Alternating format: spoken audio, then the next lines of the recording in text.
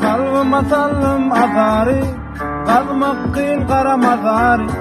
Yüreğim tapmaz kararı, göresim gelir kakımı. Kalbıma sallım azari, kalmak kıyın kara mazari. Yüreğim tapmaz kararı, göresim gelir kakımı. Sonsuzdan yok acılarını tapar. Gözlerim ümitli yoluma bakar. Ecehanı kakam. Göz yaşım fil bolu bakar. Yatlama elken yüreğimi yakar. Gündeme bitiyali doğru batar. Canağı maydan halı kakam. Kara bulutlar atmanı yapar. Mekler ağlama göz yaşını bokar. Gecele mokusuz dağım atar. Ene canaydayda halı kakam. Kalbıma sallım azari, kalmak kıyın kara mazari. Yüreğim tapmaz kararı, göresim gelir kakımı. Kalbıma sallım azari, kalmak kıyın kara mazari.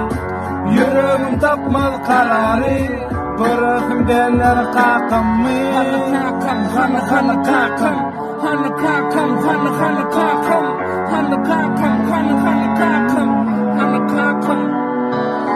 Tütkene bayanım dağ yerden ayrılı gayırdı. Beni bardan mahrum ettiler.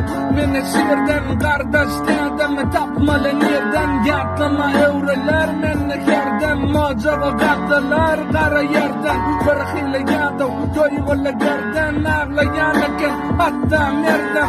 Geceler yatman ağlayan ezimi. Terdidarin kalbim kendini. Taçını akbazın enem gözlerini. Haka taraftan aram kesilli. Yadeti dağdalar kapını kapyan. Dedeti dağdalar yoluna bakyan. Ovala dedim bardak yeterli. Oğlunum bitirli okulu bile götürlük. Perişten görke doğru. Hegri yollardan yarayın doğru. Olmayın geldap olmayın ağrı. Sebebi Recep kurbanım ben oğlu. Döşümü germen götürmen netligi. Sebebi dedim gördüm tetliği. Devam ederim sağdım netlini. Yok hali dillim ellim tetrili.